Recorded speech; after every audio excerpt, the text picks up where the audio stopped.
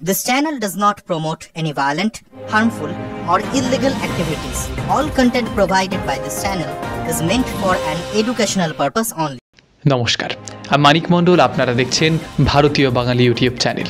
শুরুতেই বলে রাখি, ডোনাল্ড ট্রাম্প যিনি সবসময় ভারতকে সাপ্রেস করতে চান, ভারতের বিরুদ্ধে কথা বলতে চান এবং ভারত সহ ব্রাজিল সহ বিভিন্ন দেশগুলো যেগুলো এগিয়ে চলেছে ক্রমশই তাদেরকে পিছিয়ে টেনে আনার একটা প্রয়াস কিন্তু লক্ষ্য করা যাচ্ছে তার তরফ থেকে। সেই ট্রাম্পকে রীতিমতো তার দেশের আদালতই কিন্তু ভর্ৎসনা করলো। অর্থাৎ আজকের দিনে দাঁড়িয়ে সব থেকে যেটা বড় খবর, যে আপনাদের বলে রাখি, জরুরি অর্থনৈতিক ক্ষমতা, যেটাকে কাজে লাগিয়ে এই ট্রাম্প বারংবার বিভিন্ন দেশের ওপরে বসগিরি দেখাচ্ছিল, যেটা ভারত বারে বারে বলছেন যে ইনি নিজেকে বস ভাবতে শুরু করেছেন। শুরু থেকে যদি শুরু করতে হয় তবে বলতে হয় এই ট্রাম্প শুরুতে ভারতের বিরুদ্ধে ওই ধরুন 25% শুল্ক আরোপ করলো, পরবর্তীতে আরও 25 যোগ করে 50% হয়ে গেল সেই শুল্কের পরিমাণ।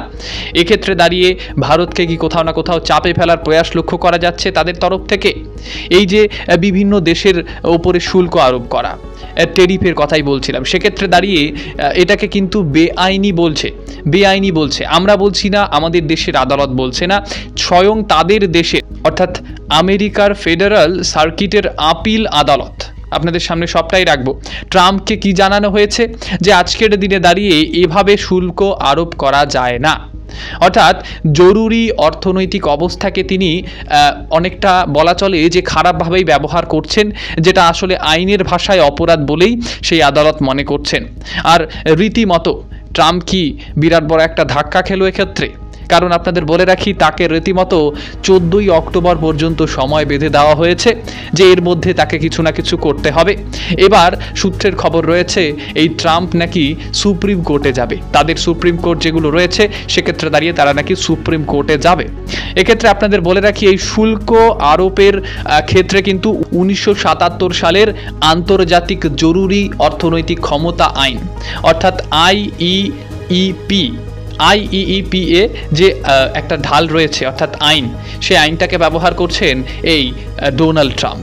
গত মে মাসে আমেরিকার নিম্ন আদালত প্রথমে তার এই যে এই কাজগুলোকে রীতিমতো খণ্ডন করে বলেছিল, তার বিরোধিতা করেছিল, যেটা হচ্ছে খুব ভালো বিষয় হচ্ছে না। নিম্ন আদালত প্রথমে বলল, এরপরে আজকের দিনে দাঁড়িয়ে আপিল আদালতও কিন্তু সেই রায়টাকেই বহাল রাখলো।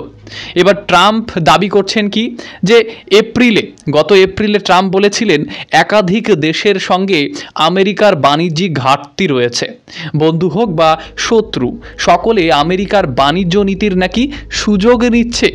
এই শেয়ালুপনা করা সেই ট্রাম্পের দেশে নাকি অন্যান্য দেশগুলো নাকি সুযোগ নিচ্ছিল এতদিন।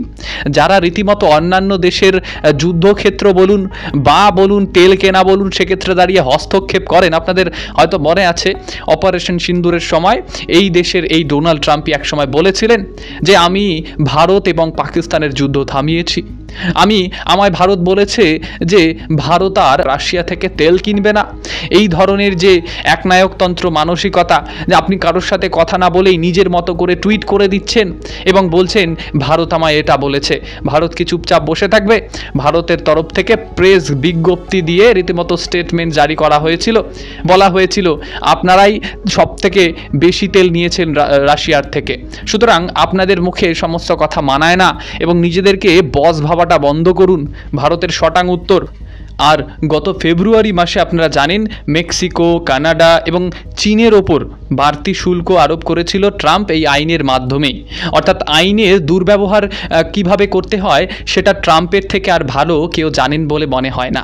এবার আইনটি কি আপনাদের একটু বলতেই হয়, সেই আইন নিয়ে যখন এত টানাপোড়েন চলছে।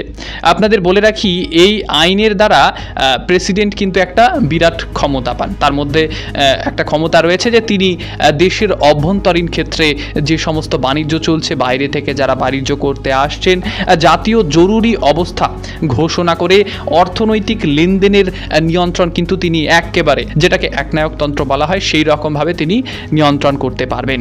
এছাড়াও সেই আইনে বলা হয়েছে বাইরের কোনো উৎস যদি আমেরিকার অর্থনীতির জন্য উদ্বেগ হয়ে দাঁড়ায়, সেক্ষেত্রে দাঁড়িয়ে তাদের বিরুদ্ধে প্রেসিডেন্ট অ্যাকশন নিতে পারবেন। এবং এই আইন এটা বলছে, এবার বাইরের কোনো দেশ তো তাদের দেশে গিয়ে কোনো রকমের কিছু তো করেনি, কিন্তু তারা রীতিমতো তাদের তরফ থেকে সেই ডোনাল্ড ট্রাম্প আইনটার যে দুর্ব্যবহার, চরমতম দুর্ব্যবহার তিনি করে ভারতের বিরুদ্ধে এইরকম ধরনের কারসাজিগুলো করছেন। আর 14ই অক্টোবর পর্যন্ত তাদেরই আদালত তাকেই কিন্তু সময় বেঁধে দিল যে এর মধ্যে আপনাকে কিছু না কিছু একটা করতে হবেই। আর এই রায়কে পর্যন্ত ডোনাল্ড ট্রাম্প ভুল বলছেন। তারা বলছেন এটা নাকি ভুল রায়, আর জানিয়েছেন যে এই রায় প্রযুক্ত হলে আমেরিকার জন্য নাকি বিপর্যয় নেমে আসবে। এতদিন বোধহয় সেই আইনে বোধহয় আমেরিকা চলছিল, হঠাৎ করে ট্রাম্প বাবু এসে সেই আইনটাকে কার্যকরী করছেন। আপনাদের বলে রাখি আপনাদের জ্ঞাতার্থে যে এই আইন কিন্তু অতীতে কেউ প্রয়োগ করেনি, এবং ব্রাজিলের ওপরে এই মুহূর্তে দাঁড়িয়ে আমেরিকার রপ্তানি শুল্ক সর্বোচ্চ, সবচেয়ে বেশি ভারত এবং ব্রাজিলের ওপরে এটা করা হয়েছে। তথ্যগত দিক থেকে যদি বলতে হয়, চায়নার ওপরে আপ টু লেখা রয়েছে 54%, ইন্ডিয়ার ওপরে 50%, মানে শুরুতে 25, পরে 25, ভিয়েতনামে 46, থাইল্যান্ডে 36, এবং তাইওয়ানে 32, সাউথ কোরিয়াতে 25, জাপানে 24, ইউতে 20, মেক্সিকোতে 25, কানাডাতে 25 to 35, ব্রাজিলে 50%, সুইজারল্যান্ডে 39, ইউকে অ্যান্ড অস্ট্রেলিয়া 10%। আপনাদের সামনে সবটাই তথ্য রাখলাম। সেক্ষেত্রে দাঁড়িয়ে ভারতের নাম শুরুর দিকেই আসছে এবং 50% শুল্কের কথা বলা হচ্ছে। সেক্ষেত্রে দাঁড়িয়ে পরবর্তীতে ওই 14ই অক্টোবরের মধ্যে ট্রাম্পের কি জবাব থাকে, তিনি আদেও তার সেই রায় কি মানবেন, নাকি আবারও সেই তার ওই গোবর মাখানো চুলওয়ালা বুদ্ধি দিয়ে তিনি আবারও সেই ভারতকে সাপ্রেস করার চেষ্টা করবেন, সেটা তো ভবিষ্যৎ বলবে। এই ধরনের খবর পেতে নিঃসন্দেহে চ্যানেলটিকে সাবস্ক্রাইব করে বেল আইকনটি প্রেস করুন এবং সঙ্গে থাকুন। অসংখ্য ধন্যবাদ।